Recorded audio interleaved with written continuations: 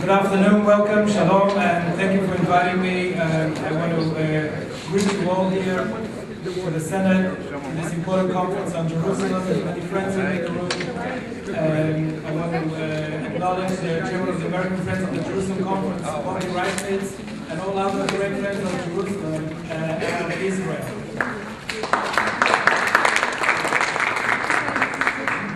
Ambassador Michael Oren was going to be here today. He's in Jerusalem. He was there to accompany Secretary Hillary Clinton. And he asked me to apologize for not being with you, but he is sending his greetings, and I'm sure he'll be with you at many other events here and around the United States.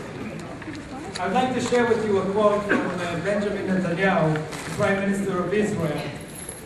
Prime Minister Netanyahu addressed the occasion of the Jerusalem Day just this year on the 21st of May 2009 at Ammunition Hill in Jerusalem.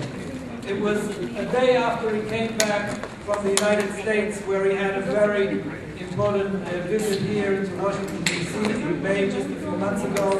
And actually, Prime Minister Netanyahu is on the verge of arriving back here next week to this city. He'll be here at the beginning of next week. Netanyahu said on the last Jerusalem Day the following: United Jerusalem is the capital of Israel. Jerusalem has always been and will always be ours. It will never again be divided or cut in half. Jerusalem will remain only under Israel's sovereignty.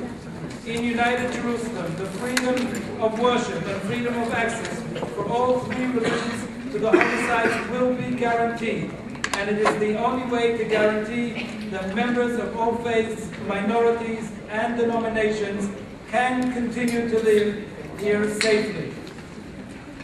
But Jerusalem, he continued, but Jerusalem is not only a city of the day-to-day or nightlife. It is first and foremost a city of sanctity, a city of vision, a city of prayer. The eyes of the entire world are fixed on Jerusalem.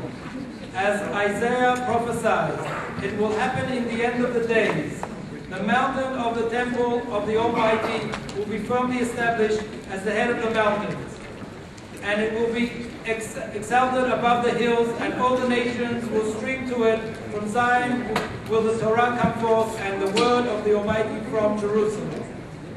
Since the unification of Jerusalem under Israel's flag, this prophecy has been gradually coming true.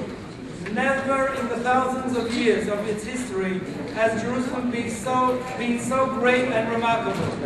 Never did it have such freedom of worship for members of all faiths, and such free access to all places of worship. Pilgrims, believers, and visitors from all ends of the universe visit Jerusalem every day. Distinguished guests, I want to share with you, last year I had the honor to accompany the Speaker of the House of Representatives, the Honorable Nancy Pelosi, who led bipartisan the congressional delegation to Israel to celebrate 60 years for the State of Israel. The delegation visited Jerusalem and, of course, visited the holy city of Jerusalem and the holy sites. We all saw there on this visit, as many delegations see every day, all the year round, how Jerusalem is an open city to all.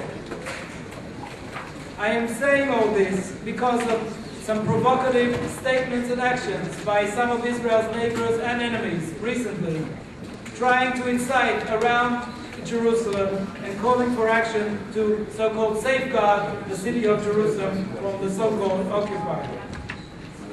Recently, the leader of one of the worst terror organizations, Hamas, Khaled Mashal, who is sitting in Damascus, said, I quote, Jerusalem's fate will be decided with jihad and resistance and not negotiations. This is what we hear from Israel's enemies. There is a concerted effort to try to take in Jerusalem and to make it and to bring it up to public attention and to cause demonstrations there and insightful activities. Just recently, the Muslim holy period of Ramadan was celebrated by Muslims around the world. Every Friday, 100,000 or more Muslims were allowed to go to the Temple Mount and to worship there freely without any interference whatsoever. But others are not paying attention to this and saying that Israel is not safeguarding the holy places. I am a Jerusalemite, a proud Jerusalemite. I come from Jerusalem, and I bring you a message of peace and unity to the city of Jerusalem. Thank you very much, and have a successful conference here today. Shalom to you all.